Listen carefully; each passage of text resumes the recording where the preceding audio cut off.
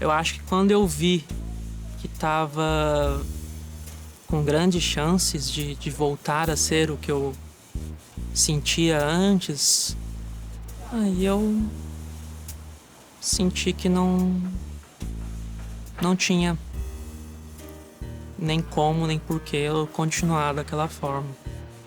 Que seria melhor eu cessar minha existência do que estar ali de uma forma que só me deixava mais triste. É diferente, né? É a ideia da não querer viver para querer se matar, né? E a ideia de não querer viver é bem antiga, né? 9, 10 anos de idade já existia. A de se matar mesmo, de agir contra a minha vida foi algo mais recente. Acho que em torno de uns 3, 4 anos atrás. Acho que uma acaba sendo a gravação da outra, né? Quando o nível de insatisfação que você tá da vida chega num ponto que, se eu morrer, tudo bem, né? Pra chegar num ponto do tipo, nossa, é tão ruim que eu tenho que fazer alguma coisa. Só que geralmente esse fazer alguma coisa nesse momento tão ruim acaba sendo um pensamento negativo, né? E não proativo, né? Ali por volta dos 6, 7 anos, né? Quando a gente tá entrando ali na primeira série, né? Que acho que é agora a memória que me vem mais clara. Que é quando eu tava me mudando mais uma vez. Consequentemente também me mudando de escola, né?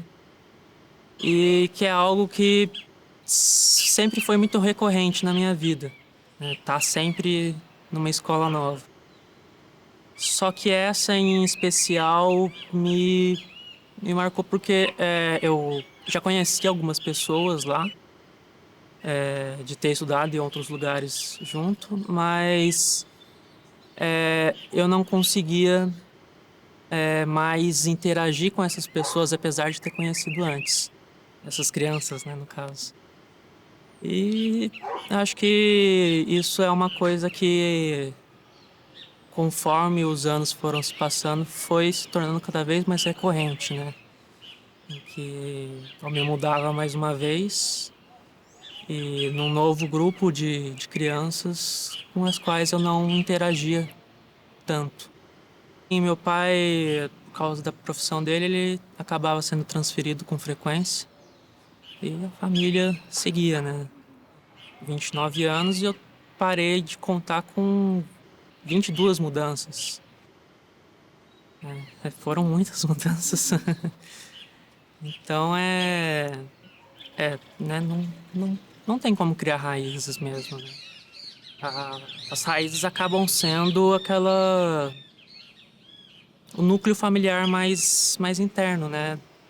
Num dado momento, a minha amiga estava para se mudar, ela se formaria, né?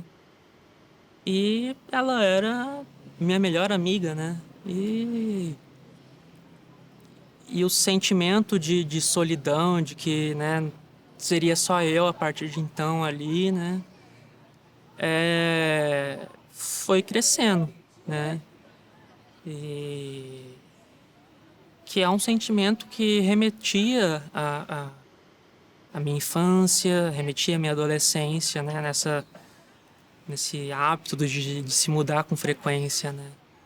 Eu não consigo definir como tristeza, talvez, porque é um negócio muito vazio, muito uma falta de vontade mesmo, assim, tão que acaba misturando com a tristeza e talvez até com a raiva, né? De talvez que eu senti um certo abandono, né? Mas não era culpa dela, ela estava seguindo com a vida, né? Eu que estava interpretando e escalonando um sentimento que não estava me fazendo bem. O ocorrido da mudança dessa minha amiga foi uma coisa que já era prevista, né? E uma mudança leva tempo. Foi algo que eu planejei por um certo tempo até, né?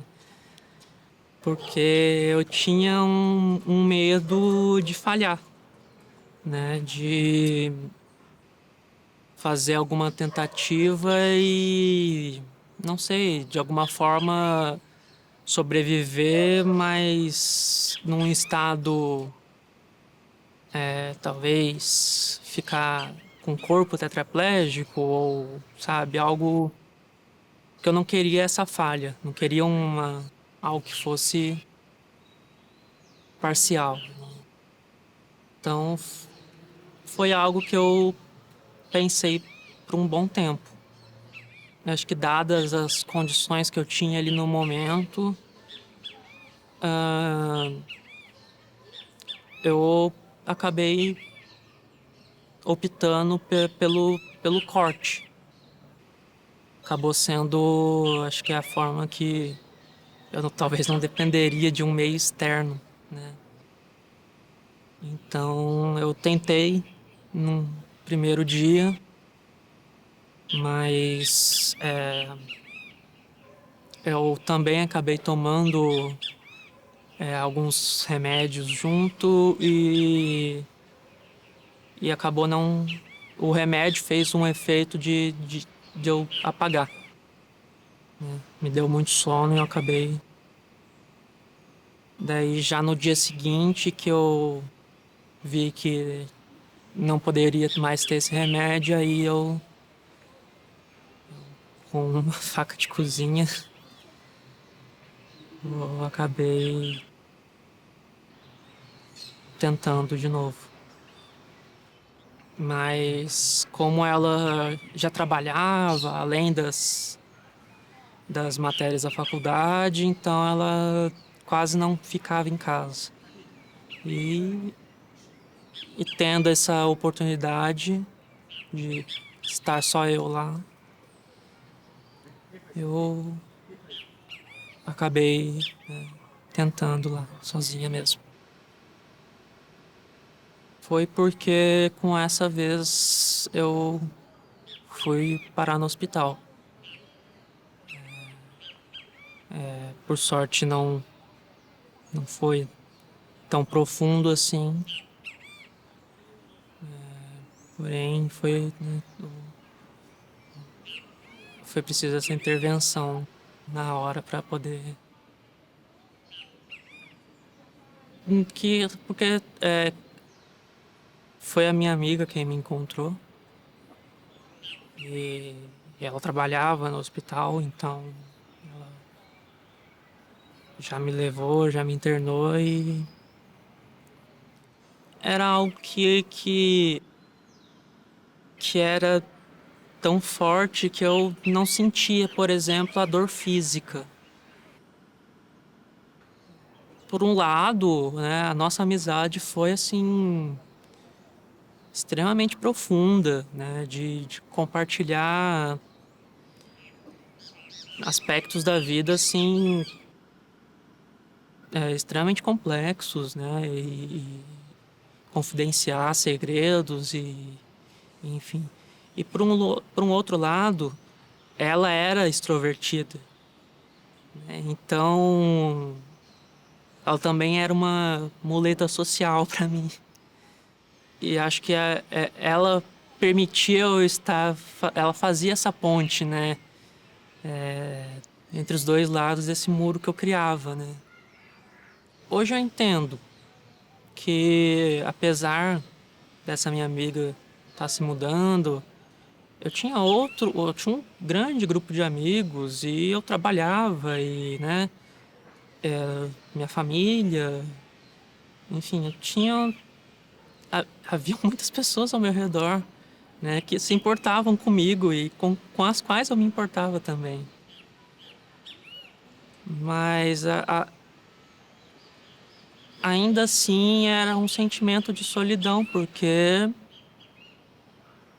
eu acho que eu não conseguia me relacionar direito com essas pessoas, porque eu vesti uma máscara, não é? Eu criei um muro de proteção, né? Porque você conhecia a pessoa e daí 5, 6 meses depois você já tinha já que se despedir, então, né?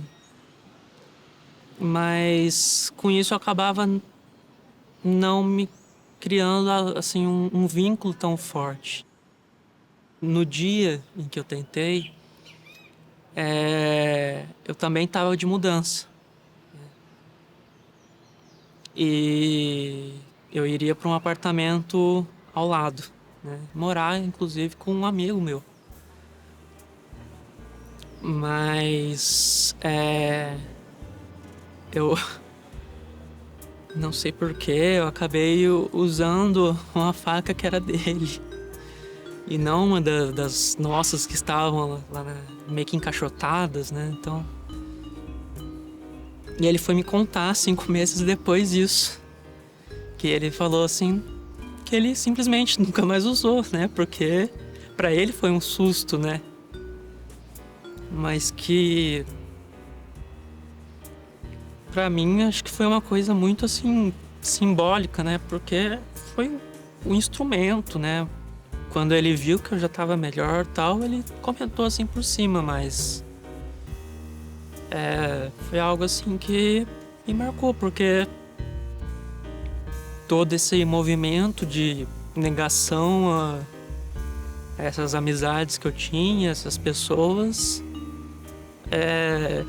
e ainda assim ele se preocupou em guardar aquilo para que eu não lidasse com aquilo, né? Então foi, acho que mais marcou.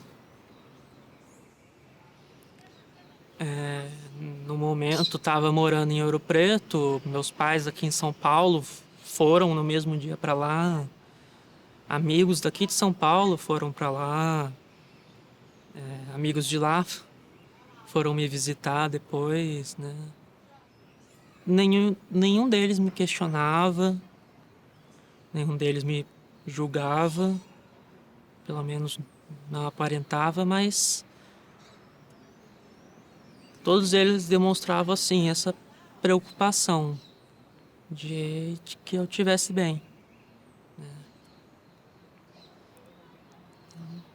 Acho que a primeira coisa que todo mundo sempre perguntou era como que eu tava. Não, eu senti muita vergonha, porque era um sentimento de desapontar, né, todo mundo. De também de perceber que eu não tava sozinho como eu pensava. E mas esse sentimento de estar desapontando, de decepcionando os outros era o que eu mais sentia.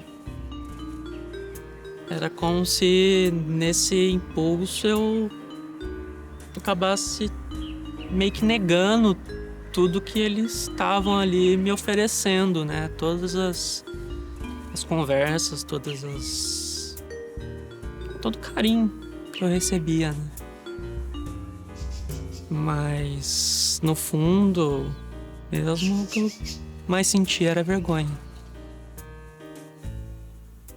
Eu acho que a gente aprende muito escutando a Amanda, porque é preciso que a gente possa considerar que lugar que a gente está dando para as experiências de solidão, como a gente está lendo isso, como organização social, como a gente conforma e forma os nossos laços e as nossas relações com as pessoas a partir dessa experiência que pode ser a solidão, a experiência de sofrimento E uma outra coisa importante que ela fala, que é o afeto da vergonha, né? Que se faz acompanhar ali. De que maneira que a gente está lendo, de que lugar que a gente está olhando para quem a gente entende que vive experiências de solidão, para quem está sofrendo. Eu arriscaria dizer que, no mais das vezes, quando a gente está muito aderido a essa forma discursiva que vai nos enlaçando, a gente tende a olhar para a experiência de solidão e para o próprio sofrimento como fracasso, né? E isso constrói isolamento, né? As experiências de sofrimento, elas precisam ser narrativizadas, né? Quando a gente fala sobre o sofrimento, a gente começa a contar uma outra história e dá condição para esse sofrimento ir virando outra coisa. E a gente vai virando outra coisa com ele, né? A experiência do sofrimento, ela enlaça. Ela tem essa característica que é uma certa transitividade. Então, se eu falo para alguém que eu estou sofrendo por alguma coisa, aquilo passa a ocupar aquela pessoa que vai depois se preocupar ou se referir a mim com outra pessoa e, enfim, assim a gente vai se enlaçando e fazendo isso que a gente chama, e que é tão precioso, de uma rede de cuidados, né? E acho que o depoimento da Amanda, ele tem que cumprir essa função para quem a escuta. Não é para a gente se alojar num sentimento de pena, que é um sentimento muito pouco nobre, né? No sentido de que produz relações de poder que são muito pouco dialetizáveis, né? Esses sentimentos como a pena, a caridade, enfim, são sentimentos, afetos pouco dialetizáveis, né? A relação de poder fica muito marcada. Eu tenho, o outro não tem, então o que eu posso lhe dirigir é a minha pena e a minha caridade. Acho que se a gente não se implicar no que essa pessoa está dizendo para a gente perde a oportunidade de se transformar a partir do que ela generosamente divide conosco como experiência de laço, como oferta de alternativa, né? Não é para sentir pena, é para a gente se pensar, é para a gente pensar que lugar a gente tem dado para a experiência de sofrimento, como a gente lida com a solidão, o que a gente pensa em relação a quem a gente entende que está isolado, calado, como a gente se relaciona com isso. É isso que ela convoca, e eu acho que é disso que a gente, como organização social, é diante disso que a gente não pode recuar. Ela procurou o melhor tratamento possível para o que ela viveu, que é poder falar a partir da sua condição singular, consigo e com os outros, né? Essa é por isso que eu entendo ela muito generosa, né? E acho que enquanto ela cuida da gente, ela também atravessa a vergonha, né? E pode transformar isso em outra coisa. Eu fui entender mesmo da onde vinha essa minha solidão em sessão, né? Depois disso eu comecei a fazer terapia vigorosamente e acho que foi só quando eu mexi com muita coisa que estava esquecida, né? Muitos aspectos passados que eu consegui ter essa noção. A lógica hoje fala mais alto, mas ainda existem momentos de crise, né? Porque a vida nem sempre permite a gente se isolar das tristezas, né? Mas eu tenho trabalhado isso. Eu entendo de onde vem esse sentimento e entendo não como parar, mas como aceitar que ele faz parte de mim e conseguir trabalhar ele. uma força de continuar. Como entendemos o termo sofrimento na psicologia? Primeiro, há uma percepção de que algo não está bem. Eu me sinto mal. Isso não é sofrimento. Porque para haver sofrimento precisa haver pensamento. Precisa haver uma formulação de ideias. Eu tenho que simbolizar. O mal-estar, ainda sem pensamento, ainda sem simbolização, é o que a gente chama de dor psíquica. É mais uma sensação, uma percepção. Ainda não tem um formato, não tem um contorno, não temos uma representação. Para eu sofrer, eu preciso pensar. Tem que haver passado, presente, futuro, tem que haver palavras, tem que haver cenas mentais, representações. Antes do sofrimento vem um mal-estar que a gente vai chamar agora de dor psíquica. E quando vem a dor psíquica? Quando eu me sinto mal? Quando eu não tenho uma das minhas necessidades psicológicas básicas atendidas. Espera aí, o que é isso? Necessidade psicológica básica. Eu vou citar 7 para vocês, as 7 clássicas. Veja se você acha que isso pode confortar e reconfortar um ser humano. Necessidade de realização pessoal, necessidade de autonomia, necessidade de reconhecimento, necessidade de amparo, evitar a humilhação, evitar a vergonha e evitar a dor. Quando nós não temos essas necessidades psíquicas básicas atendidas, nós sentimos dor psíquica. A dor psíquica ainda é um processo fechado. Ela não me leva a um apelo. É algo que se encerra em si, dentro de mim. Eu só vou externar a minha dor de uma maneira compreensível por outras pessoas se eu começar a pensar e se eu encontrar palavras para falar da minha dor, que é o que eu estou chamando de sofrimento. O sofrimento, então, ele implica um apelo ao outro, ele implica uma possibilidade de me relacionando com o outro, eu tentar dar conta do meu sofrimento.